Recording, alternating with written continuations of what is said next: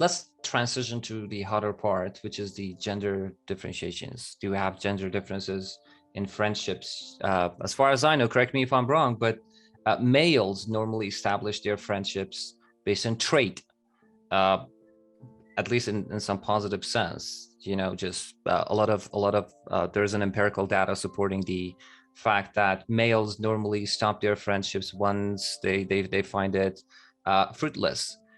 Quite contrary, women normally just tend to maintain, I don't know, longer friendships, even after transitioning to new level of their lives. Am I right?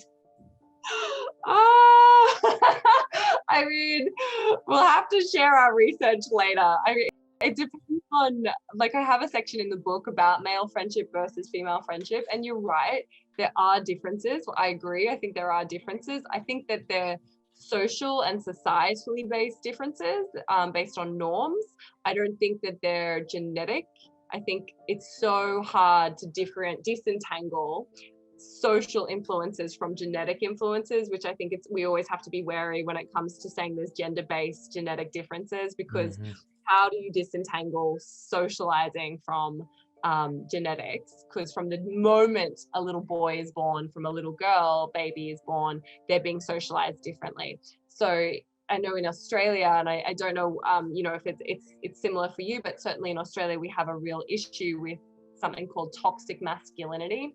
Oh, yes. And that refers to, I think a better word is masculinity imbalance, because I don't think being masculine is toxic. I think too much of anything is toxic. So it's referring to the idea where men can believe that showing any kind of emotion is a weakness. So there's a tendency where they may be too stoic and they don't engage in help-seeking behavior. In Australia, we have an epidemic of male suicide. So every 6 minutes in Australia, a man tries to take his life. Wow. And our Australian Bureau of Statistics is showing us that each year the rates of suicide for men are going up. So, a few years ago it was 62% males. Now it's 75% male suicide, 75%, which is huge.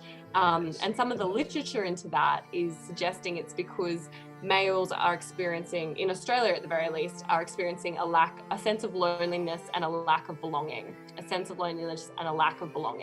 And the thought processes, and again, it's just theories, we can't ever be totally sure because correlation doesn't equal causation. But some of the leading theorists in the area think it might be because men are fundamentally different in the way they engage in friendships compared to women. And the literature that I'm aware of is it's about what type of intimacy men and women engage in. So with women, we engage in emotional intimacy. So we will get together just to have a yarn, just to have a little chin wag, a chitty chat, and the purpose is to just talk. Whereas men get together and they'll be physically close. It's physical proximity rather than emotional intimacy. So they'll stand next to each other and play a round of golf. They'll sit next to each other and have a beer. They'll sit beside each other and watch something on the TV screen. But emotional intimacy, actually talking about emotions, isn't there.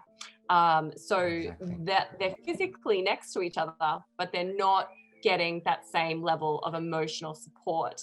And certainly in Australia, one of the leading research studies into male friendship suggested that wasn't because the men were genetically wired differently.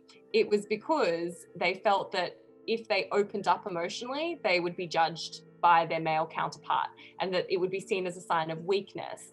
And 82% of men said if their friend opened up emotionally first, that they would open up emotionally back.